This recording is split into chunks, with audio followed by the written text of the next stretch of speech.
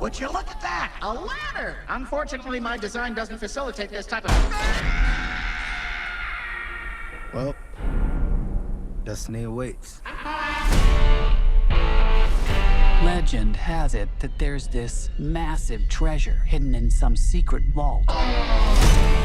And if you go hunting for it, you'd better take any help you can get. Because it's on the weirdest, most dangerous dumpster fire of a world in the universe. God, I hate this planet. Borderlands, the movie that has been in production hell for like 2-3 years now, and everybody has just been going to town bashing this thing. And I'm gonna be completely honest.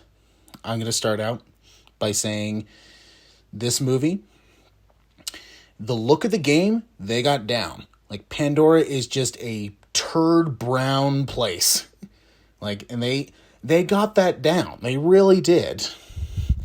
But other than that, it's a piece of garbage. Whoa, was this bad. So I'm not an aficionado when it comes to Borderlands. Like, I played the first game, it just was kind of like, okay, like, this is just kind of whatever. But whoa, this movie went through production hell.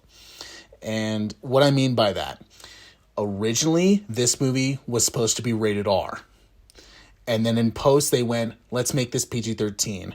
I'll discuss on that later why I think that was a terrible decision. The director of this, Eli Roth, apparently something happened, and for reshoots they had to bring in Tim Miller, who directed Deadpool, to come in and do reshoots. So it was kind of like the Justice League type thing where, you know, Zack Snyder started working on that, and then, you know, he had conflict between him and Warner Brothers, and then he dropped out, and then they brought in Joss Whedon to finish up the movie, which is why it has kind of a weird tone throughout it, where it goes from like being very serious to then all of a sudden very goofy. And it kind of does the same thing, but I'll talk about that more later. And even the producer, who's Craig Mattson, who produced the Last of Us series, he produced this. He saw a rough cut and went, take my name off. And it goes, uh-oh. Like, so this was going through hell. Beyond that hell, it is still a bad movie. I will say this. The actors involved, I like all of them in different things. Like, you know, Cate Blanchett as Lilith. I like her in other stuff. Kevin Hart, I like his stand-up. I don't really like his movies. Jack Black, he's honestly been getting on my nerves the last couple of years, but I do, you know, like him stuff. The actor who plays, I think, Carrig, I can't remember his name. I liked him in Shang-Chi. And, God, what's her name? Tina, I forget names. I liked her. She was good in Barbie, which is what I know her from. And so I'm like, oh, so you have these actors where I'm like, okay, they actually, you know, can do this good. No, like, whoa. And like I said, the only thing that I can really give this movie credit for is that they got the look down. They got the look down. They really did. Like, details from the game, they got it right. So what happened? Well, let's start with the CGI.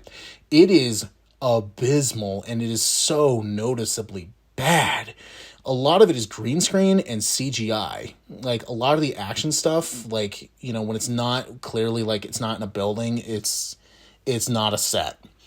And so it's like, guys, you can't even do what, like, Mandalorian does, where they have, like, these huge, like, TV screens, and they put in backgrounds there, so it makes it look like it's more like a set. You can't even do that. For the millions and millions of dollars that this movie had for its budget, you guys can't do that. Wow. Script is bad. Certain characters, I really wanted to shut up. Claptrap. There's a scene in the trailer where he gets shot like multiple times, and I'm like, yes, just keep going, keep going. Just after you run out, just reload and just quickly shoot and start shooting him again. Please, just please shut him up, please. And I know that's his character, like he does a lot of that, but I'll get to that later. The comedy.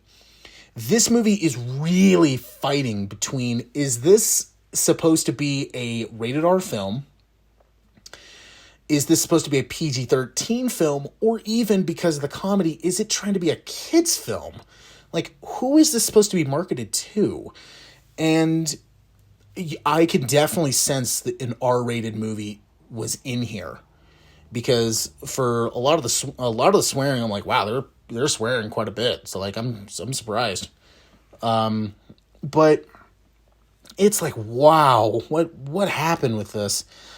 They are trying to be serious, but also silly at the same time. Now I know that's the Borderlands game, because, you know, the humor is very immature, but you have like a 20-second scene. Claptrap gets shot by a whole bunch of people. It's in the trailer. I believe also this part's in the trailer too. And you have this long, 20-second joke of him just pooping out bullets. And he's like, oh my God, like, don't, like, you know, like, I gotta let it go. I gotta let it out. There's also a part where he, like, lifts up his circuits and he's just like, don't look at me. And I'm like, dude, shut up. Shut your trap. Literally. Like, he was honestly making me mad. There is a twist towards the end of the film in the third act where I'm going, you've got some nerve. I'm like, wow. I can tell this is what was going to happen. It's like the people that were making this film didn't believe in what makes Borderlands great and what makes it fun. They didn't care. It's not like they didn't care. It's more like they didn't understand what they were doing. So they're bringing in all these other properties. Like, they were trying to so badly be like Guardians of the Galaxy, the Dungeons and Dragons Honor Among Thieves movie. They were trying to do like that. And it was like, guys, like, just stop. And even at times, like in Guardians of the Galaxy, they play a lot of like pop, the music that they play, a lot of 70s and 80s songs. Well, in this film, there's just a scene where they're just driving, and it's maybe like a 10-second driving scene from, like, you know, they're in the desert and then they go to like a whole hub. I don't want to give too much away, but they're playing Supermassive Black Hole by Muse. And I'm like, I love that song. They're one of my favorite bands, but it feels like you're shoehorning a lot of this rock songs in here for no reason. And there's also a fight scene where they play Ace of Spades. And I'm like, okay, to me that's very generic. Like, you're using Ace of Spades. It's a song where I can listen to that and go like, yeah, I can see that in an action scene, because I've seen that in multiple action scenes in other different things. So it's like, you're not really being original with your music. It's like, hey, this song's popular, throw it in here. Hey, this song we know it works because we've seen it work, throw it in here. And it just doesn't work for me. The main bad guy, he's supposed to like come off as like really threatening. And I'm like, you ain't nothing. Like, you're nothing, dude. Like, really? Like you're basically hailed as like this big creator. And I'm like, you got nothing, dude. Like, you got nothing, man. It feels like this would have been better being an R-rated film, because, you know, the Borderlands games, they are, you know, R-rated. They're mature. So it would have been better, like, they were more faithful to that. And I don't know, like, how much this was, like, completely accurate to, you know, the games, because, like I said, I only played the first one, and I was just kind of like, it's not for me. Like, it's personally not for me. But you could have catered this directly towards the fans and made this a success, much like what Five Nights at Freddy's did. That movie catered more towards its fan base. And that's why fans liked it and everybody else didn't. Like, kind of myself included, because I really had some issues with that. But I understood, like, oh, this is a movie made for the fans. Like, this is what the fans want. And they delivered, like, what the fans wanted, which is why that movie was a success. Compared to something like this, or like, you know, like The Last of Us, where The Last of Us took the same story, but changed it around just enough and put in new ideas in there that made it really engaging and really interesting. And also the fact that, you know, it had, God, I forget his name. The person that actually created Last of Us was working on that. It helped. Much like Fallout, Jonathan Nolan, who helped make that show, he played the games. So it felt like nobody played Borderlands on this.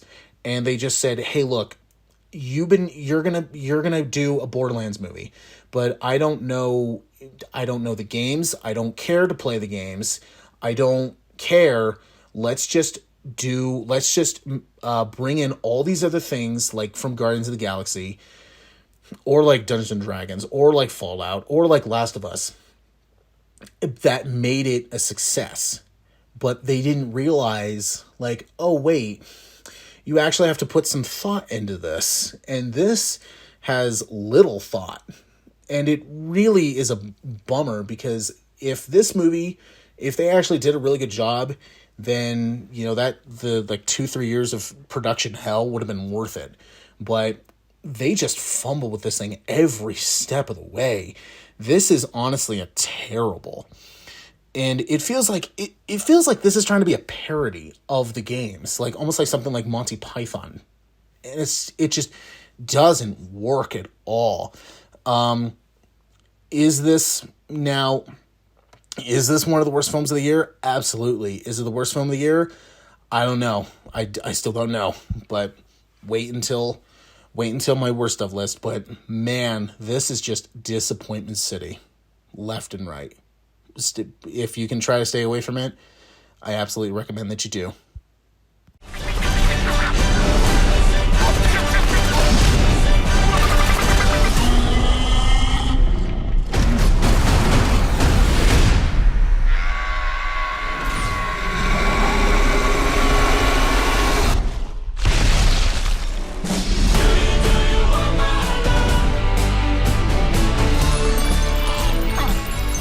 What's happening right now? I'm expelling the excess lead. I can't go if you're looking at me. Ooh, actually, scrap that. I can. I really can. Actually, it's helping. Are we really waiting for this to finish? Keep looking at me.